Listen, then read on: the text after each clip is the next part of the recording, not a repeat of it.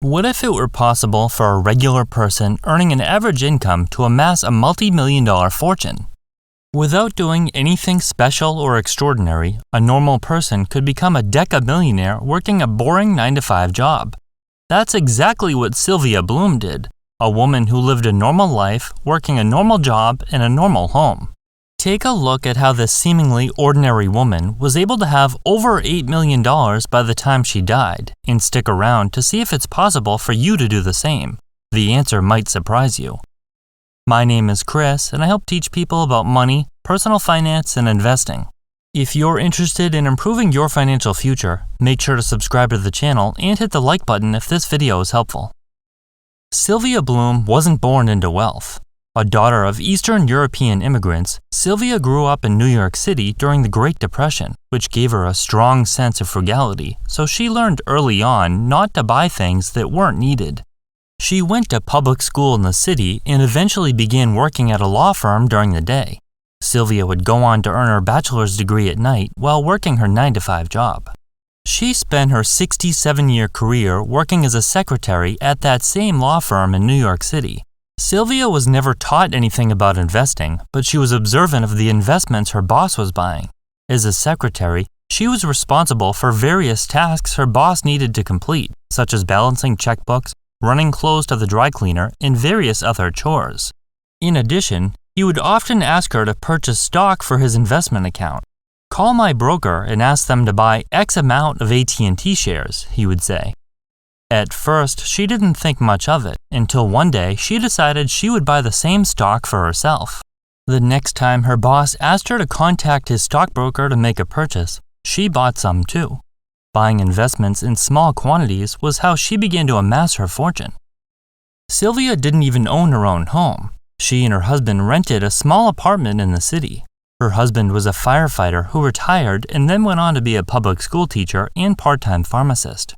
Her husband died in 2002, while Sylvia would go on to live another 14 years or so. While he most certainly contributed to the household, the majority of the money was in Sylvia's name alone, and her family thinks it's possible even her husband was unaware of the amount of money she had stashed away. Although the couple never had kids of their own, she had a passion for helping young people earn an education. Shockingly, even her closest friends and family didn't know the extent of her incredible wealth until after she died.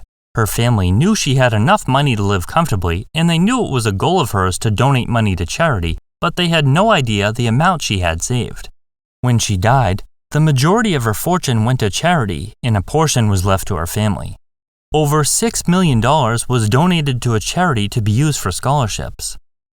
One of Sylvia's most notable characteristics that helped her build such wealth was that she was very frugal. She didn't see a need to spend money unnecessarily, whether it be on a home, clothing, or transportation.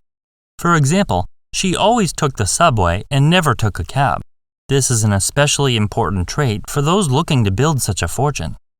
The fact that Sylvia lived a long life with an incredible 67-year career most certainly helped her build such a large portfolio. Time is one of your greatest assets when it comes to investing, and her nearly 7-decade career allowed for plenty of time for compounding. Although, it's not clear exactly when she began investing. This is similar to Warren Buffett, who has been able to reap the benefits of compound interest because he's also been investing for many years. We don't know specifically what Sylvia invested in, but it did seem as though she was lucky in that her boss must have known a thing or two about stock picking. Much of this was before index funds were even invented, which didn't even come about until 1975. Regardless, when investing over an extended period of time, it's not necessary to earn market-beating returns to build such a fortune. You don't need to pick the next Coca-Cola or Amazon stock to earn large amounts of compound interest. Even market average returns can be enough to become very rich. Is it still possible for someone to amass an $8 million portfolio, or is that completely unrealistic? Let's take a look at the math to see if an ordinary person can be as successful as she was. If someone were to start with nothing, they would need to invest about $550 per month for 67 years, earning a 10% average rate of return to accumulate about $8 million. This is after adjusting for a 3% inflation rate, and it also increases monthly contributions with inflation. In this example, we assume that Sylvia Bloom was investing every year for 67 years, although this would mean she began mirroring her boss's investments as soon as she began working at the firm. More realistically, an individual would be investing every year for 40 years or so, and their portfolio would continue growing to some extent with no further contributions after they retired. It's unlikely that many people are going to be able to contribute to their investments for 67 years, so let's take a look at an example based on a shorter time frame of 35 years. This would be the equivalent of investing from age 30 to age 65. An individual beginning with nothing would need to invest about $5,000 per month and increase that amount with inflation to accumulate about $8 million adjusted for inflation.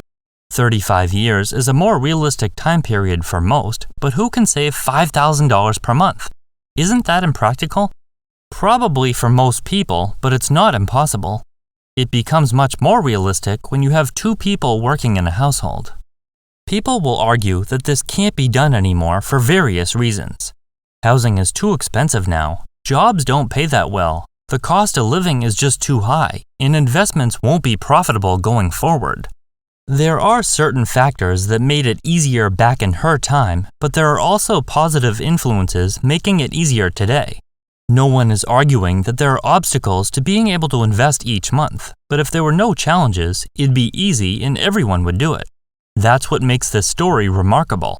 Accumulating wealth back then took dedication, it required living below your means, and it required consistency, the same principles it would require today. Present-day investors are incredibly fortunate because anyone can learn about investing for free and they can begin with very little money. You can begin investing with almost nothing. Unlike back then, you don't need a broker who charges a fee every time you buy or sell, eating up a large chunk of a small investor's money. Learning about a company is also much easier because anyone can search for a company's fundamentals online. Years ago, this would require extensive research, and you'd need to request company fundamentals by phone or mail. It's not necessary to be a professional investor or stock picker. Investing in an index fund or ETF is as simple as it gets, and the costs are little to nothing. Even an S&P 500 fund earning an average rate of return of 10% is all that's needed. There are also endless similar options that provide diversification, stability, and substantial growth. Starting a side hustle couldn't be easier, and it can be done from the comfort of your own home. There are various options for nearly anyone to develop an additional income stream, and all of the information is easy to access. The knowledge needed to start basically any type of business is easily available for you to succeed. You might think, it sounds like she never even enjoyed her money. Sylvia did enjoy her money. She found joy in the act of saving, investing, building wealth, and being able to help others. This is the opposite of people who think spending will give them joy. Sylvia Bloom isn't alone, and there are other similar stories of how low-earning individuals were able to build wealth with the same principles. Ronald Read also became very wealthy working primarily as a janitor. Making excuses as to why it could be done before but can't be done now is pretty much a guarantee that you'll be broke forever. Instead, look for the reasons it can be done and the influences on your side.